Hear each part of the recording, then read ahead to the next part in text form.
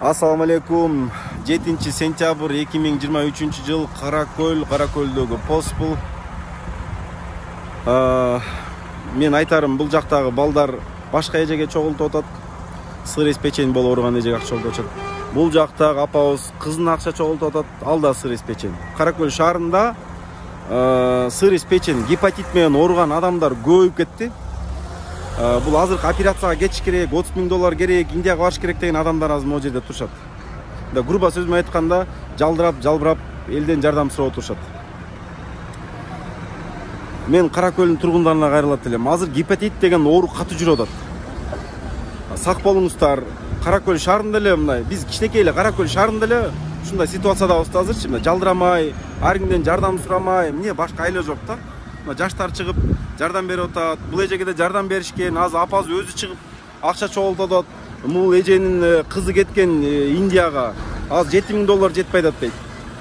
Бул азыр Индияга кетиш керек бияктагы эженики. Кыскасы акыбал оор да. Ошондуктан мен баарыңыздардан сураган элем, ушу гепатит оору каяктан жугат, эмне болуп жугат, ушу боюнча интернеттен чукулап, маалымат алып туруңуздар.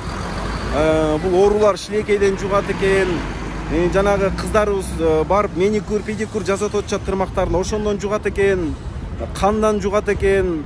Жана лезвия менен кырат, ар ким бир эле лезвия менен, ошондон жугат экен, көп нерседен жугат экен. Ошон үчүн сак болуңуздар. Каракөл шаарында эле лечение алып аткандар, Б гепатити менен ооруп калып лечение алгандар көп. А, Б сызы менен ооруп калгандар мынакей азыр жалдырап $30,000 таппай жүрүшөт. Азыр $30,000 үйүң сатсаң да жетпейт да, билесиздер, акча кандай азыр оор. Ошондуктан мен дагы ушул өкмөткө кайрылат элем. Ушу алдын алуу чарасын көрбөзө аз билинбеген менен гепатит менен ооруган адам аябай көп, өтө эле көп. Бүттүгү ушундай көчөдө жалдырамай, Бишкекте базарга барып калсаңар деле, вокзалга барып калсаңар деле көрсөңөр баардык эле Бишкектеги жана светофорлордо эле элдин баары жалдырамай, бүт жалдырамай болуп калды. Эмне үчүн? Оору гепатит оору күчөдү азыркы заманда. Ооругандар көп, жаш эле балдар, жаш эле эжелер, кыздар ооруп атышат. Эмне үчүн? Баардыгы ушу парикмахерскийге барат.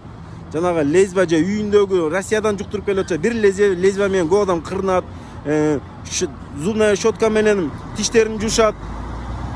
Бир эле щетка менен 1-2 адам жуйт, ошондон жугат. Толтура нерседен жугат. Ошондуктан баарыңыздан суранам, сак болуңуздар.